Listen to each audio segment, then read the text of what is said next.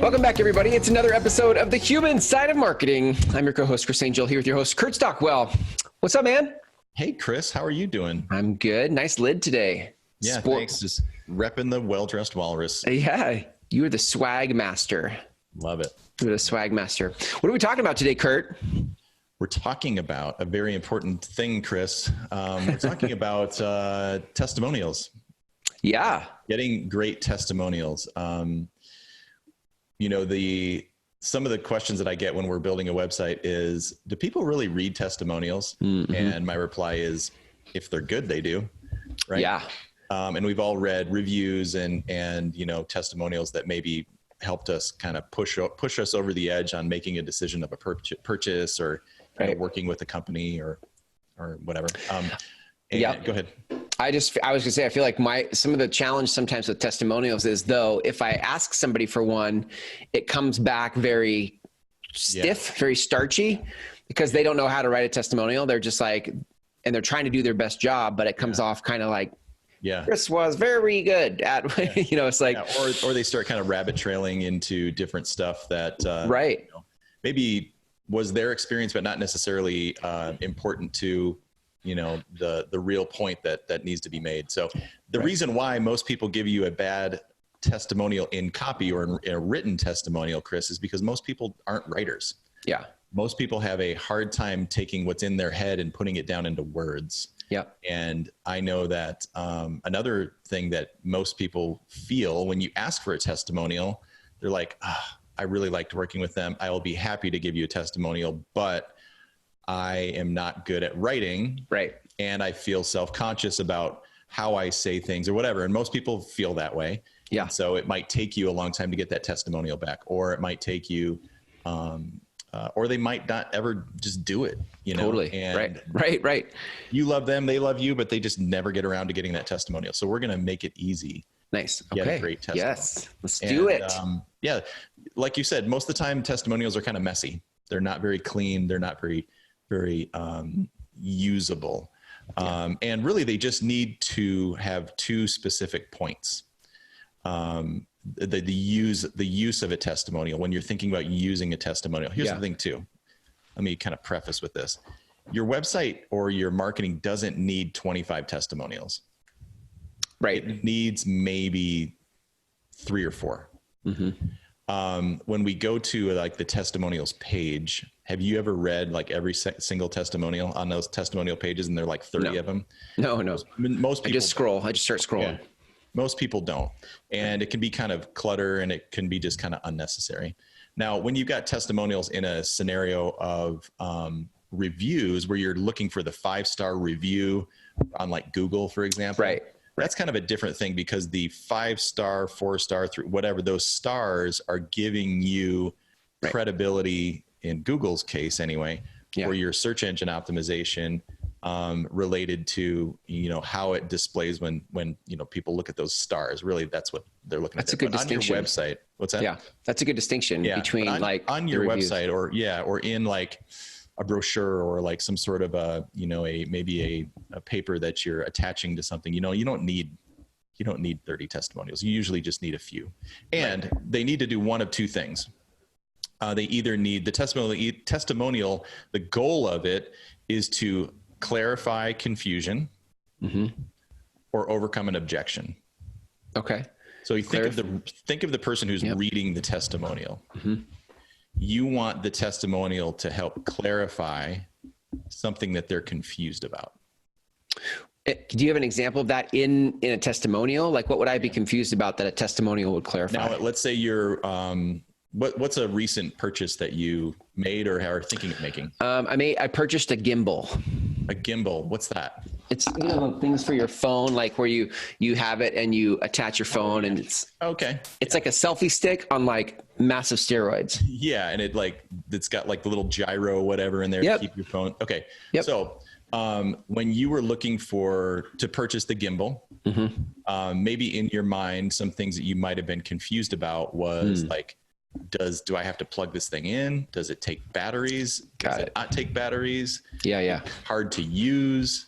You know, are there different, you know, is the price, is getting the one that's less than $100 really that different than the one that's $300? Got it. So Yep. there's probably some confusion there. Does Yep. that, Totally. those things rattling around in your head? Yeah, totally. Super clear. Like Yep. And so a great testimonial from somebody who bought that gimbal would be, I always thought that using one of these would be really difficult and expensive, you know, and it's actually easy and affordable, you know, something like that.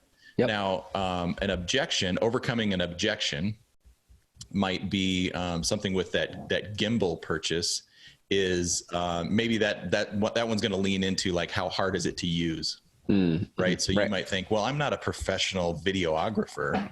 Do I need to have these like super special skills to use this thing? Right. You know, or it's just too expensive. That would be probably a better objection. Right. I read about it. It seems to check all the boxes, but it's just too expensive. So a great testimonial for overcoming the objection of it's too expensive.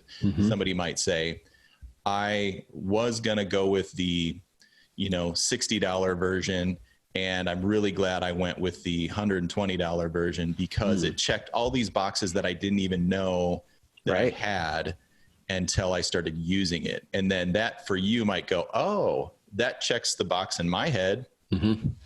That testimonial just overcame that objection that I had about price, for example. Yeah. I like it. That's super good. I like it. That's awesome. If you hadn't bought a gimbal, I could probably sell you a gimbal now, right? I know, right? I know. I'm in. Like, how do I get a gimbal? Where do I go to get a gimbal? welldresseddollars.com/gimbal. There you go. Yeah. Don't go there. There's nothing to see. So really what it comes down to are those are the reasons why you need a great testimonial or a few testimonials. Yeah. Those are the ones you really want to highlight in your marketing. So if you only had two, one of them clarifies confusion, one of them overcomes an objection. Nice. The objection might not always be cost, you know, maybe it's time, you know, it just takes too long to get this thing done or get that thing done. Actually, it really doesn't take that much time, you know, stuff like that. So now to acquire the testimonial, right? How do we acquire the testimonial from our customer? Because often what we do is say, hey, thanks for working with us.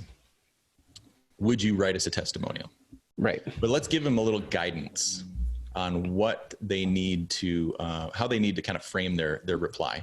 I think even better than asking somebody to write something is just to say, hey, could we have a quick phone call about this, about your experience? Yeah. And then you're jotting down some notes. Or they send you back, you know, a reply. Okay, so ask your customer, what was life like before using your product and what was it like after? So step one is, what was it like before? So you're looking for what was the pain or the challenge that you had before using our product or service? You know, how were you hurting? Maybe if you're a chiropractor, you know, what kind of pain were you in? Maybe pain is emotional pain, physical pain, you know, what was your challenge? You know, those kind of things, you know, how were you hurting? What kind of pain were you in? What was your challenge? What things were you experiencing before using our product? So frame that really, you're just asking them to answer a couple simple questions. Right. Then step two is, what did life look like after you started using our product or service? Okay. Got it. Yep. And that should give people a really clear way of just answering those two simple questions. Now, sometimes people can still get very wordy, but really what you're looking for is in that reply or in that phone call, if they do get kind of wordy, you want to just try to get it down to a couple sound bites. Yeah. Right. So like, here's an example. We're working with a company that does kitchen cabinet refacing. And a great testimonial for them would be something like, I always assumed that renovating my kitchen would be expensive and take weeks and weeks. Fill in the blank company.